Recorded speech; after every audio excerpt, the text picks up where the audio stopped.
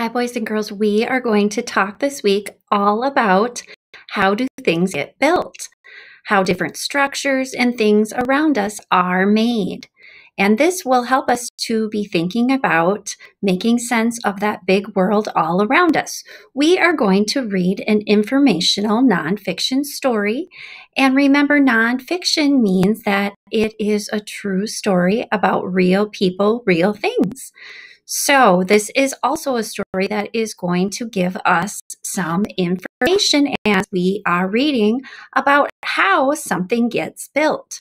This story is called The Joy of a Ship. You can look at some of those pictures or illustrations to help you to get some information and to make some predictions, some good guesses before we even start to read. You also can look at the title and listen for those different details to help you to make even more predictions as you are reading. That's what good readers do. Let's go ahead and read The Joy of a Ship. Ships take place and things all over the world. How does a ship get made? Find out here. How exciting.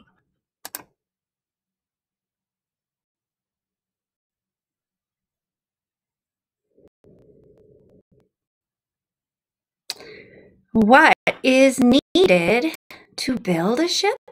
Making ships employs many workers. This task uses lots of tools and parts as well. Let's see how a ship is made step by step. Up here you see a photograph and there is a caption. It says, "These people study the plans for the ship. There are many things to do."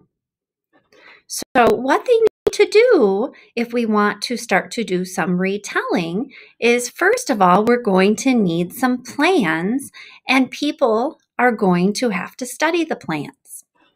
This next area says frame it. First, workers build a frame. The ship frame can balance on blocks up above a dock. Huge cranes hoist the big parts in place so they do not fall. Workers must avoid being bumped by these big pieces of steel. And then you see a great photograph here that talks about some of these details. And this is another caption. Remember, captions tell about pictures or photographs. It says some huge gantry cranes can lift 1,500 tons as high as 230 feet in the air. That's a great fact. And if we skipped that caption, we wouldn't have read that really interesting fact.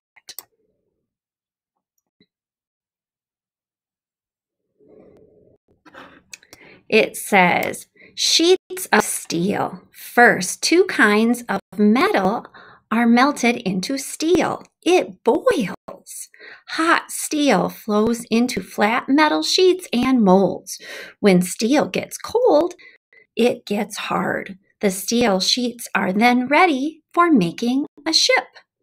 And over here, this caption tells about our photograph. It says, "Stand back. The steel is very hot."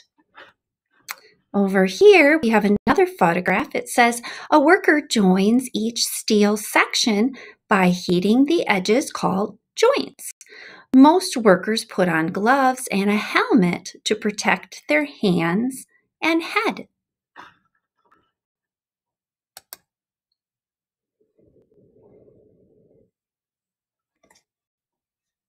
Over here it says, "Check it, paint it." Workers check all the joints. Then they point out leaks and fix them. If a joint leaks, the inside of this ship will be moist with water. It might even sink. We don't want that to happen. Then the ship is painted, and this job is done. It gleams in the sun. The workers knew it would look nice. People will pay a lot of money to ride on this ship.